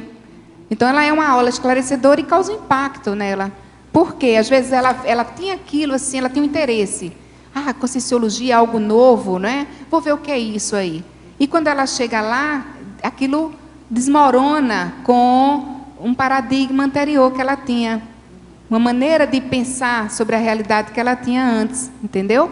Então, se puxar lá, se eu tiver um pé lá com a turma da eletronáutica, por exemplo, quando eles chegam lá, que o aluno chega, e você também, porque o que eu acho interessante assim, no meu processo, é que eu fui fazer pós-graduação depois que eu já conhecia as ideias da conscienciologia, que eu fui fazer um curso na área de humanas, essa coisa toda, né, o parapedagogia, pedagogia. E então, quando eu abordo, né, aquela coisa de você tem uma certa autoridade para falar do viés de dentro da academia, mas que você traz um outro paradigma, aquilo às vezes causa impacto. Entende? Esclarece e impacta. Por quê? É um novo paradigma, que a pessoa vai começar, pelo menos, a ouvir o não ouvido, né, o que ela não conhecia, depois ela vai buscar compreender, e depois ela vai experimentar, e por aí vai. Ok, obrigada. Mas e também, ali na parapatologia, na terceira linha, você fala assim, ó, a potencialização do ectoplasma pessoal. Isso também, quando tu conseguisse vivenciar em sala de aula? Sim. Poderia explicar, assim, No trabalho com as bioenergias lá na MBE, né, quando você vai fazer, no começo você vai se inteirando, aí vai observando que você tem mais energia e investe no seu estado vibracional, vai adquirindo um maior traquejo energético, e depois você vai experimentando em sala de aula, vai acoplando melhor com os amparadores, e começa algumas aulas, mais do que outras, de acordo com o tema, você percebe uma exteriorização mais intensa, não é isso? E, às vezes, dá até efeito físico, ou seja, o seu processo de ectoplasmia, né? Aí vem a questão da pensenidade para trabalhar, para não desorganizar, no lugar de estar mais organizado e propício à assistência maior, entendeu? Às vezes é um tema que evoca consciexes, às vezes consciexes relacionado àqueles alunos, e a energia é utilizada para o processo de assistência. Leuzene, você colocou ainda há pouco que você, na tua prática profissional, você fez trabalho bioenergético com as professoras, né? E assim, eu queria perguntar para você assim, primeiro, como que foi essa condição de você fazer esse trabalho num contexto da SOCIM, né, fora, né, de uma docência conscienciológica, Segundo, assim, né, porque muitos professores que eu conheço assim colocam que não se deve, né, fazer um trabalho de bioenergias fora de um contexto da conscienciologia, a questão do amparo de função para a docência conscienciológica. Eu gostaria que você comentasse mais sobre essa tua experiência e o que você pensa sobre essa questão de fazer esse trabalho fora de um contexto da conscienciologia. Isso. Assim, quando eu vou fazer um trabalho, o último trabalho que eu fiz, o mais recente, era uma questão de conflito. Uma gestora me chamou e nós fomos fazer esse trabalho, que era os grupos de diálogo que a gente ia encontrar com as pessoas, e em vários turnos, né, e com várias turmas também. Então, elas tinham os horários de planejar, e nesse planejamento a gente ia poder conversar com elas em algum desses instantes. Algumas delas já tinham participado da minha pesquisa, da tese. Então, algumas já conheciam esse trabalho, e foi um trabalho por adesão. Então, assim, vocês gostariam de fazer um trabalho de relaxamento? É sempre como eu abordo, né? Um trabalho de relaxamento, de respiração, onde a gente vai trabalhar com as energias. E todos nós temos um corpo energético, isso é abordado pela medicina chinesa, e começo não levo as ideias da conscienciologia, não imponho as ideias da conscienciologia. Então, algumas já conheciam esse trabalho, e outras eu estava apresentando, então eu perguntava sempre se ela tinha interesse em conhecer. Então, quando elas colocavam que tinham interesse em conhecer, aí eu explicava primeiro qual era a dinâmica, colocava lá, mostrava no PowerPoint, mostrava aquele vídeo que existe hoje lá no YouTube, né, que foi organizado por aqui, e coloco lá e mostro, e pergunto novamente se elas queriam experimentar. E quem não quiser experimentar, podia sair. Por quê? Porque aquilo era o fechamento do que tinha sido discutido naquele dia. E o que era discutido, muitas vezes? Então, havia uma temática de quê? Da convivialidade, no outro dia era loco interno, loco externo, outro dia era sobre afetividade. Temáticas que eram levantadas na conversa que era tida anteriormente com a gestão do que era preciso estar sendo discutido com eles lá. Então, se era a questão de horário, então vamos falar do compromisso, vamos falar da organização, otimização do tempo. Para fechar, a gente oferecia essa oportunidade de trabalho com as bioenergias. Quem não quisesse, não tinha problema, isso era muito tranquilo. Não quero, Leozine, tá, tudo bem. E quem ficava, participava, entende? Foi nesse sentido aí. E, assim, com relação à questão de segurança do campo, do amparo de função, como que você percebia isso nesse trabalho, nesse contexto profissional? Você percebia direitinho a questão da equipe extrafísica? Sentia segurança de fazer esse trabalho lá? Como que você percebia? Primeiro, era um ambiente que eu já conhecia, porque eu estava assessorando já há mais de um ano esse local. Também era uma escola que eu tinha já feito o trabalho com mais de um ano, o trabalho da tese lá, né? Então, conhecia o pessoal todo, só tinha algumas professoras novatas.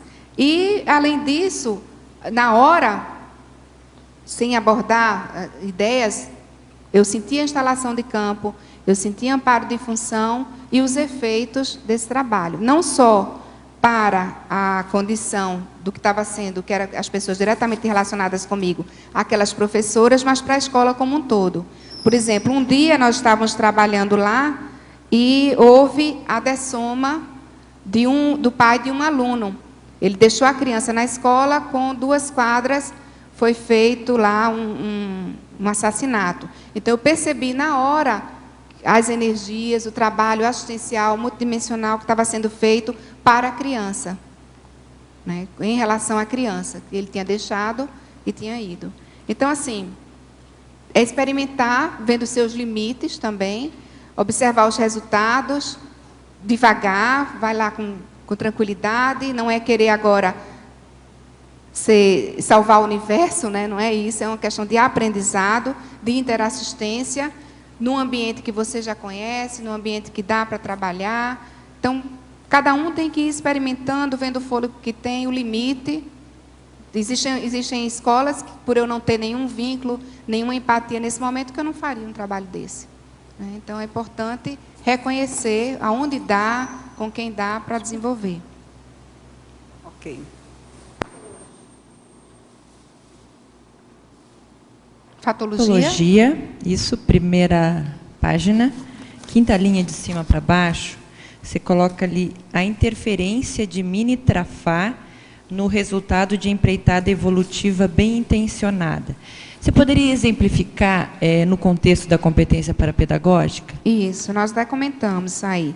É o seguinte, um exemplo que eu trouxe para cá. Por exemplo, você está lá, você vai trazer o seu Labicon, você está bem intencionada, só que na hora surge aquele trafazinho da vaidade intelectual. Então, quando vem a vaidade intelectual numa empreitada que estava sendo interassistencial, de repente o foco naquele instante deixou de ser o assistido e era você.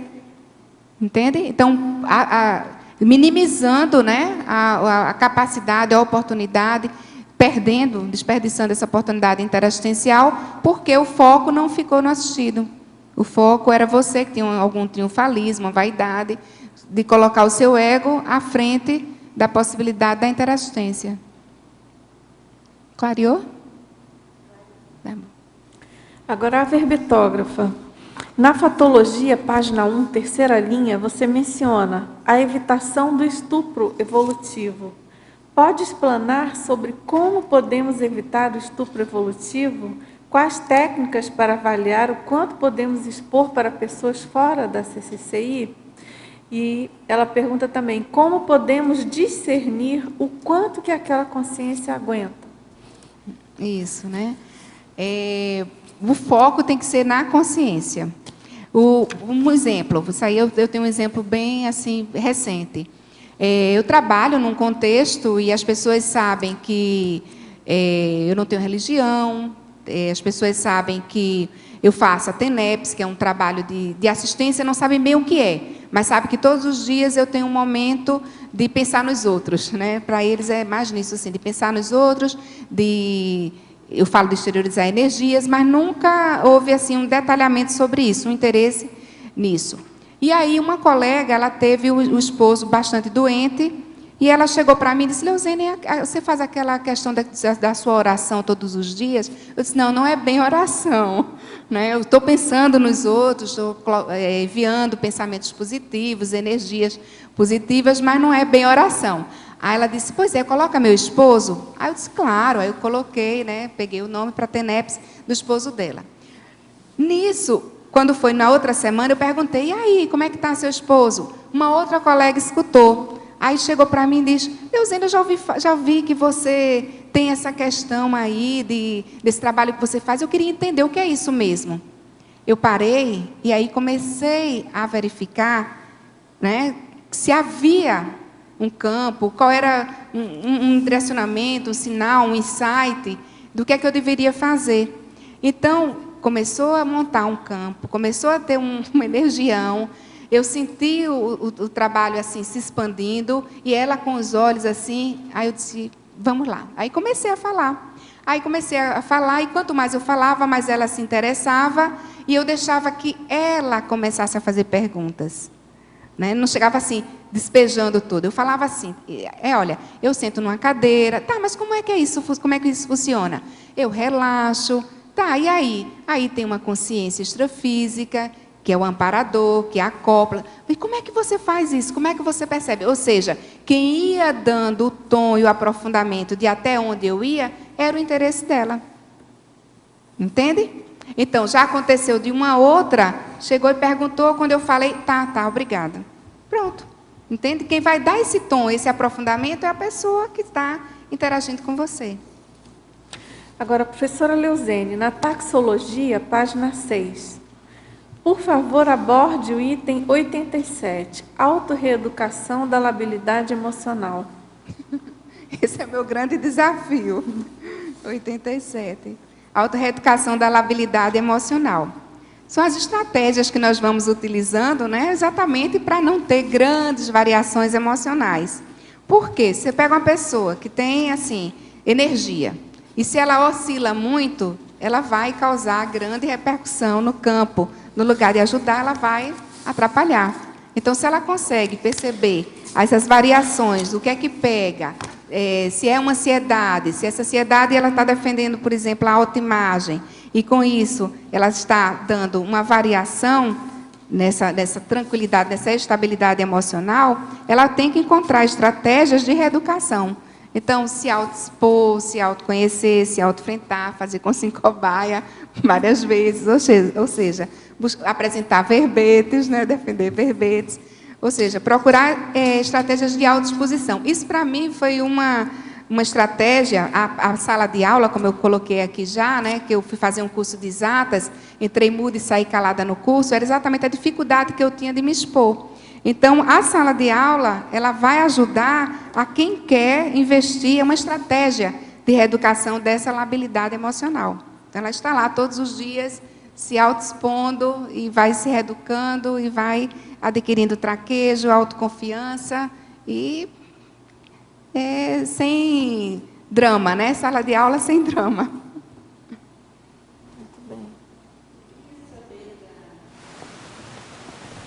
Do item 79, autoprodutividade grafopensênica, se você pode falar mais um pouco. Sim, 79. Autoprodutividade grafopensênica.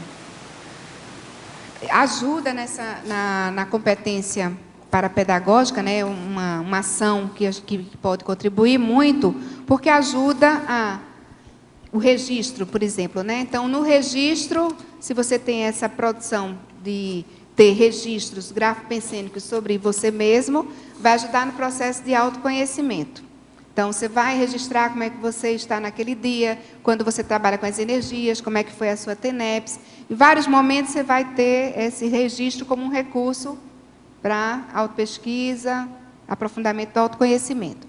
Se você vai organizar uma aula, se você vai dar uma palestra, você vai registrar essas ideias, você vai produzir essas ideias aí. Vai colocar num papel. Você pode juntar tanto esses registros pessoais, como um assunto que você começou para uma palestra, e transformar aquilo numa GESCOM. Pode virar um artigo que você pode publicar no jornal, pode ser um artigo que você manda para a revista Consciência, para o Journal, você pode apresentar em algum congresso, ou seja, aquilo que você registra, que você produz como escrita, vai se transformar, entende, nessa produção grafopensênica. Como é que você pode, então, ter essa disciplina, né? Ter um momento para isso? Pega na sua agenda semanal, tem aquele que é o registro diário, né? O da TENEPS é diário, se tem alguma situação de oportunidade interassistencial, seja lá o que for, que é marcante, você registra naquele seu dia. Mas, se você quer, de maneira técnica, ter na sua semana um dia que é só para você escrever verbete, escolhe um momento. Então, sábado de manhã eu só vou pensar em verbete. Domingo de manhã eu vou pensar no livro que eu vou escrever, entendeu? Então, organizar a sua agenda semanal, ter a rotina útil da grafopensênidade, vai ajudar a você a ampliar essa produção grafopensênica. Que aí ela vai ser uma estratégia também, uma ferramenta, um instrumento da TARES, da interassistencialidade, e vai contribuir também para a sua sala de aula, como competência parapedagógica. Leozene, como é que você vê tanto o candidato à docência quanto o PO, no sentido de detectar as potencialidades do candidato? A gente vê muitas vezes a pessoa, candidato, que ele mesmo, às vezes, se conhece pouco, tem pouca confiança na potencialidade e acha que nunca está preparado. Ou então o PO, que devido a algum, vamos supor, ele desvia com algum trabalho. Explica o que é PO, João Paulo. Professor orientador de outros, né, para outros professores. É o que treina e que faz a liberação, ajuda a fazer a liberação do candidato. E, às vezes, o PO também pode desviar, às vezes o candidato tem um trafar, alguma coisa, e ele fica, às vezes, muito fixado naquele trafar e acaba deixando de lado as potencialidades dele, e isso, eu acho que dos dois lados, às vezes, acaba atrasando a formação do docente. Falta de confiança nele próprio e, às vezes, falta de confiança no docente. Pode acontecer uma coisa ou outra, ou, às vezes, os dois ao mesmo tempo. Como é que você vê a parte de se enxergar as potencialidades e ver assim, não, já pode liberar essa pessoa, né? talvez o outro trafar não vai impedir isso, e detectar os trafores e as potencialidades dele. Eu fui um caso desse, né? Então, assim, eu não enxergava em mim a menor condição, a menor possibilidade, na época, de ir para uma sala de aula. Então, você falar, a memória é boa, decorava, falava tudo, mas não olhava para o aluno na sua frente, né? A interação, que era super importante. Então, era uma maneira de agir muito do paradigma, muito intrafísica, né? Que nem era, porque hoje em dia até uma aula mesmo você precisa interagir com as pessoas. Mas era algo assim muito robotizado. E aí eu não vi isso, mas viram isso em mim. Não sei como. Como é que hoje eu vejo isso? Então, você às vezes está numa sala de aula, você ou então conversando com alguém, né? E você vê o quê?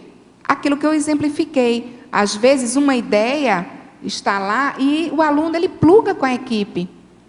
Aquilo que você ia falar, ele já fala. Você diz, olha, essa pessoa aí, ela tem uma afinidade, uma facilidade de interagir, ela está dentro do campo, ela está atenta para as ideias. Aquilo chama atenção, às vezes, no meio lá da turma. E é no primeiro dia de aula, a pessoa acabou de chegar na Conscienciologia. Mas você já vê aquilo como uma possibilidade, pela demonstração da pessoa, você vê o curso intermissivo, entendeu? Aflorando. Você diz, olha só, né, o encadeamento, a colocação daquela pessoa. E aquela pessoa chama a atenção. E aí, no final, lá a gente chama, né, quem quiser ser voluntário, quem quiser, e aquela pessoa ela já fica lá no convite. Você já começa a olhar, se torna voluntário, você começa lá a acolher, orientar e encaminhar. Né? Acho que esse trinômio ele é fundamental, nós que estamos na sala de aula, em relação a esses alunos aí, quem chega, ou o voluntário que está lá há algum tempo e não se decidiu, acha que aquilo não é para ele, como eu vivi isso. Né? Ao professor orientador, o que acontece? Muitas vezes ele fica muito engessado de que tem que dar 5 aulas treino, entendeu? Tem que dar 10 aulas treino, tem que dar todas as aulas treino. E, às vezes, o aluno, na primeira aula treino, ele está pronto, ele dá aula melhor do que você, que já é pior não sei quanto tempo, entendeu? Então, ter isso, essa flexibilidade mental, esse acolhimento de... O outro tem um curso intermissivo mais novo do que você. Chegou, às vezes, é um garoto. E o garoto que já... Tudo bem, você vai estar lá, uns pequenos ajustes, mas já chega pronto para ir para a sala de aula. Não, mas aí tem que passar, entendeu? Então, o foco dessa formação docente não vai estar... Você precisa seguir pré-requisitos, mas o foco tem que estar no possível candidato, entendeu?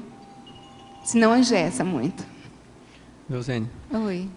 Você pode relacionar aqui esse item 93, autossobrepairamento perante os percalços, com a mediação de conflitos? Isso, você falou que teve perante os experiência. percalços.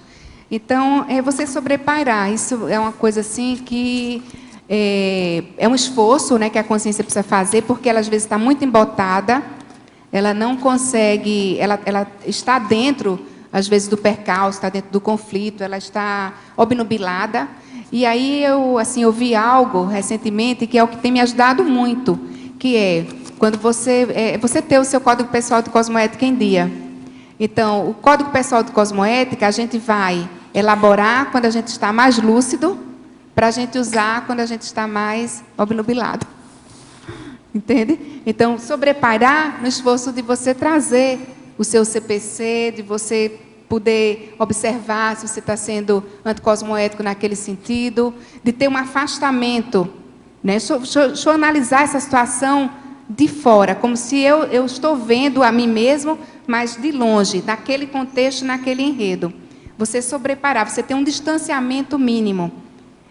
E ser cosmoético com você e com a situação, para você ter uma visão de conjunto maior. E aí vem dar os braços aos amparadores, né, que querem a nossa evolução, que fazem um esforço danado para isso, no lugar de você ficar sem sobrepairar, embotado, entrar no processo de autoassédio e heteroassédio.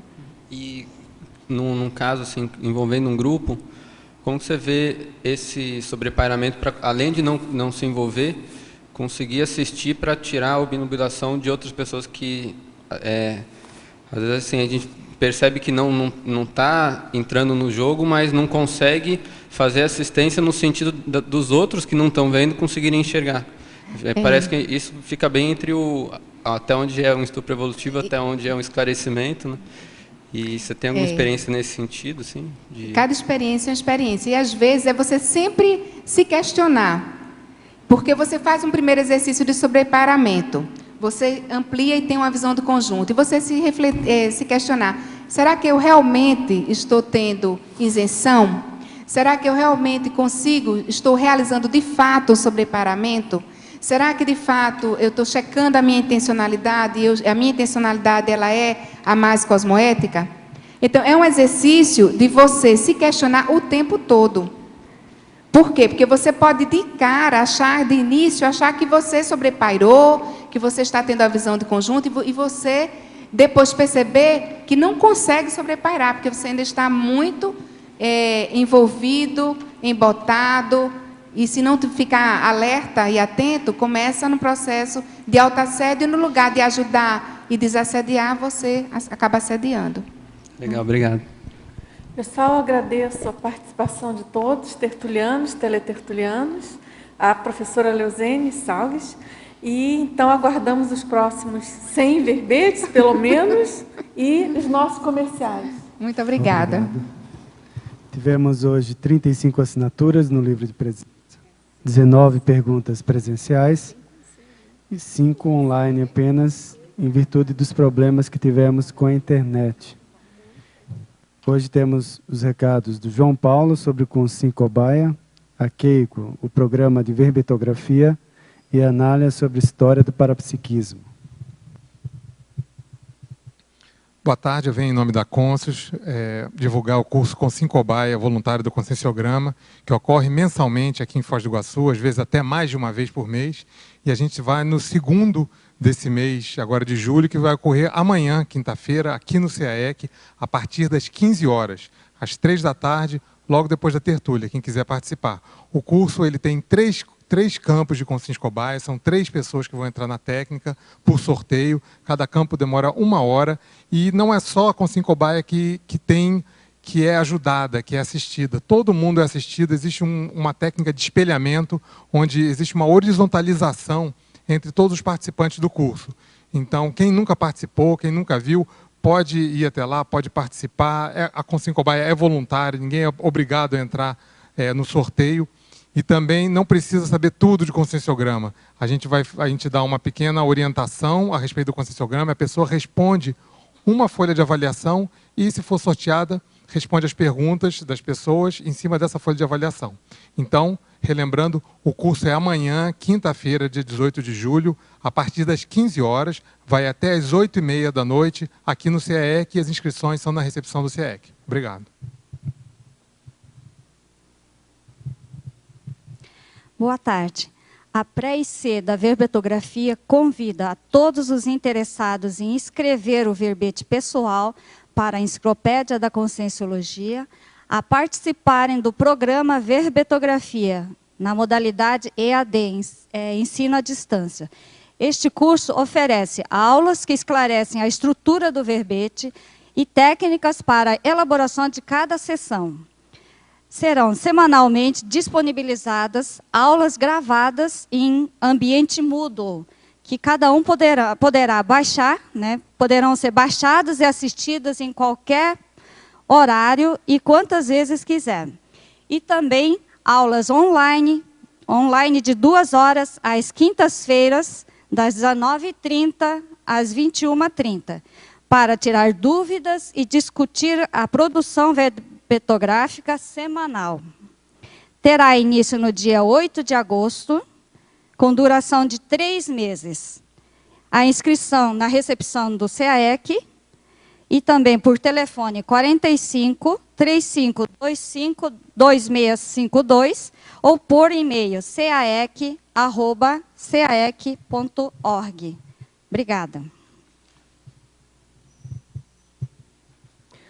Boa tarde, tertulianos e teletertulianos. A ACIP, em parceria com o CAEC, está oferecendo o curso História do Parapsiquismo. O curso ele envolve 2 momentos. A parte teórica, onde vão ser abordadas o parapsiquismo na antiguidade, o parapsiquismo medieval, moderno e contemporâneo. E terá também 8 técnicas parapsíquicas relacionadas com esses períodos. Ou seja, nós vamos estudar a parte teórica e colocar em prática. É importante que, para compreender melhor o nosso autoparapsiquismo, nós precisamos conhecer a história do parapsiquismo. O curso será nos dias 23, 24 e 25 de julho, na sede da ACIP. Anteriormente, foi divulgado que o curso seria no CAEC. Houve uma mudança e agora quero deixar bem claro que será no auditório da ACIP, no discernimento.